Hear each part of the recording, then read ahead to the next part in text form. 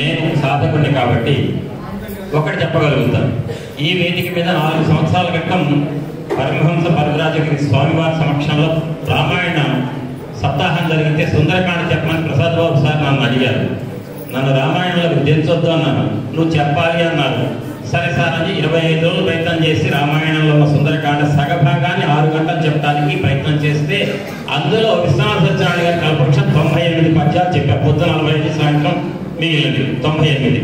అప్పుడు అనిపించింది విశ్వనాథ సత్యనారాయణ గారి సాహిత్య జీవితంలో ఒక్కసారి అనగలుగుతామా, అనగలగాలన్నా కూడా రాముడి కృప కావాలని అనుకోకుండా ఈసారి అప్పుడు వద్దు అంటే వచ్చింది. చెబుదాం అనుకుంటే నాకు మా బిఎస్ఎన్ఎల్ బీఆర్ఎస్ స్కీము, నెల్లూరు జిల్లా, పశ్చిమ గోదావరి జిల్లా ఉపన్యాసాలు 3 నెలల కింద ఒప్పుకున్నవి. వాటి గురించి కొన్ని రాలేకపోయారు. ఒకటి అనారోగ్యం వల్ల రాలేకపోయారు. మొత్తం మీద 2 ఉపన్యాసాలు చెప్పా. మొదటి రామజననం, చివరిది రామావతార ప్రయోజనం రావణ వధ. ఈ 2 శ్రీమద్ రామాయణానికి ఆరంభం అంతమని, అంతం అంటే అది అంతం కాదు, నిజానికి పట్టాభిషేకం. శ్రీమద్ రామాయణంలో 2 మొదటి చివరి అంశాలను చెప్పే భాగ్యం మాత్రమే భగవంతుడు ఇచ్చాడు రామచంద్రుడని తలుస్తూ ఆ ఎగగొట్టా కాబట్టి 2 ఉపన్యాసాలు అనివార్య కారణాల వల్ల అంటుంటారు పెద్దలు. ఆంజనేయ స్వామి అన్నటువంటి మహానుభావుడి విశ్వనాథ సత్యనారాయణ గారు వర్ణించారు.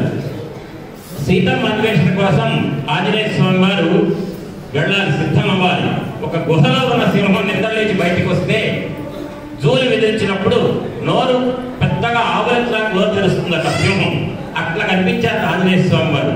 దాన్ని చెప్తూ విశ్వనాథ సత్యనారాయణ గారు ఉంపిత దేహమై గిరి గుహోరు శయానము నిద్రలేచి పెంజృంభణమాచరించిన మృగేంద్ర మహాస్యములే దర్శనోత్తంబనమూర్తి అయిన పురుషదస్వతనోధుని వక్త్రకఃపర ఆలంబితము విహాయ సతలంబు అతియామ్య జగద్భవరమై. ఏమన్నా అర్థమవుతుందండి పద్యం? వినటం ఆనందపడటమే. ఇంత కఠినంగా ఉండే పద్యాలు విశ్వనాథ సత్యనారాయణ గారి సాహిత్యం. ఆంజనేయ స్వామి వారు అహంకరించాడట, నాకు సీతమ్మ కనపడింది అని. కానీ ఆ కనపడింది ఎవరు? వారు మాతాజీ వచ్చారు 3 రోజుల క్రితం. అమ్మవారు చెప్పారు మాతాజీ, ఆ రావణాసురుడు పక్కన సెయ్యపై ఉన్నటువంటి ఒక జగదేక సుందరిని చూసి సీతమ్మ అని పొరపాటు పడ్డాడు. ఇప్పుడే మన sir Prasad sir Parashara Prasad sir ఆస్ఫోట యామాస సుతుంబ పుచ్చం ననంద చిక్లీన జగౌజగామ సంభానరోహో నిపపాత భూమౌ దర్శయాం స్వాం భగవతిం కపీనాం అంటే ప్రకృతి సహజంగా వచ్చినటువంటి కోతి లక్షణం ఆంజనేయ స్వామి గారికి ఒక్క సెకండ్ పాటు వచ్చి ఆ ముద్దు పెట్టుకున్నాడు తోకను. దాన్ని చెప్తే విశ్వనాథ వారు సీతంగా తినంతు కపి శ్రేష్ఠుండు లాంగూలమంగై కొని ముద్దుగొంతు అసన శ్రీ గండ భావందునై దూతత్వంబు ఫలించనంతు కంతం వేసినే గాని సా చేతో నివృత్తిగా అంతరింతయు పరిస్థితంబు మత్తంబుగా. అంటే సీతమ్మ కనపడగానే ఆ జగదేక సుందరి యొక్క దర్శనం కాగానే ఏం కావాలి? ఆంజనేయ స్వామి వారు దర్శనం తను మర్చిపోయి అంతర్ముఖం అవ్వాలి. అంతర్ముఖ సమారాధ్య బహిర్ముఖ సుదుర్లభ. బహిర్ముఖం అయితే సీతమ్మ దర్శనం కాదు. సీతమ్మ ఎవరండి? సాక్షాత్తు లలిత త్రిపుర సుందరి. ఆమె సీత త్రిపుర సుందరి. ఆ తల్లి దర్శనం కాగానే నేను అంతర్ముఖం కావాలి. కాక బహిర్ముఖమై పూర్తి చేష్టాలు చూపించి స్తంభం ఎక్కా దిగ సబ్బలు తప్పుకోను, తోక ముద్దు పెట్టుకోను అంటే కనపడింది సీతమ్మ కాదు. అంటే ఆంజనేయ స్వామి వారు ఒక క్షణం అనుకున్నట్ట, నేను అహంకరించాను. ఎందుకు అహంకరించాడు? జాంబవంతుడు చెప్పగానే నా అంత వీరుడు లేడు. 800 మైళ్ళ సముద్రం, 100 యోజనాల సముద్రాన్ని నేను దాటుతా తేలిక. కానీ పొరపాటున లోపల గర్వం వచ్చిందేమో అని ఆ గర్వం వల్ల సీతమ్మ నాకు కనపడలేదు అంటూ తుంగ ప్రోత్త తరంగ సంక్షిపిత పాదో రాసి వాల్లిపై అంగల్వేటి దాటి వచ్చింది గర్వాధీనత నేను కానంగా జానక జానకీ సతనంతంబౌ నిరాశ మహోత్తుంగ ప్రోత్త తరంగ సంక్షిపిత పాదో రాశిలో మునిగితిన్. సీతమ్మను వెతకగలుగుతావని ఆంజనేయ అనగానే జాంబవంతుడు ఆహా నేను ఎదుగుతానన్న గర్వం నాకు వచ్చింది. ఆ గర్వంతో ఏం చేశాను? 800 మైళ్ళ సముద్రాన్ని ఒక్క అంగ వేసినట్టుగా దాటే.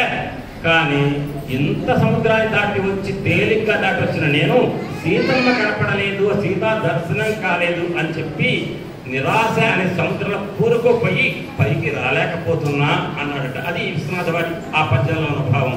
ఆ సమయంలో ఒక్కటే చేశాడు, నమోస్తు రామాయ సలక్ష్మణాయ దేవ్యై చ తస్యై జనకాత్మజాయై నమోస్తు రుద్రేంద్రయమానిలేభ్యో నమోస్తు చంద్రార్క మరుగణేభ్యః అని ఆ సీతారామ లక్ష్మణులను మనస్సును నమస్కరించి ధ్యానిస్తే తక్షణమే కనపడింది అశోకవనంలో.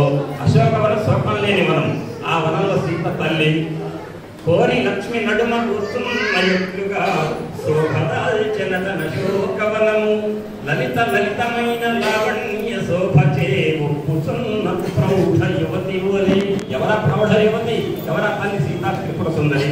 ఆ జగన్మాత యొక్క అనుగ్రహం ఉన్నప్పుడు మాత్రమే వేదికపై ఉపన్యాసాలు చెప్పగలుగుతామని, జగన్మాత అనుగ్రహం పరిపుష్టంగా రావాలి, అటువంటి స్థితికి పెద్దలందరూ ఆశీస్సులు కావాలని కోరుతూ ఖమ్మం నగరంలో ఒక మహానుభావుడు, నాకు ఇంతకుముందు ఆయన తెలుసు కానీ విశ్వనాథ సత్యనారాయణ కల్పవృక్షం మీద అంత పట్టు ఉండి అంత లోతైన నాలెడ్జ్ ఉన్న ఆయన డాక్టర్ పుత్తూరు సుబ్బారావు గారు అనుకోకుండా ఉపన్యాసం కోసం ఏదో సందర్భంలో మాట్లాడుతూ వారితో ఇంటరాక్ట్ అయితే ఆ రహస్యాలు తెలిసినాయండి.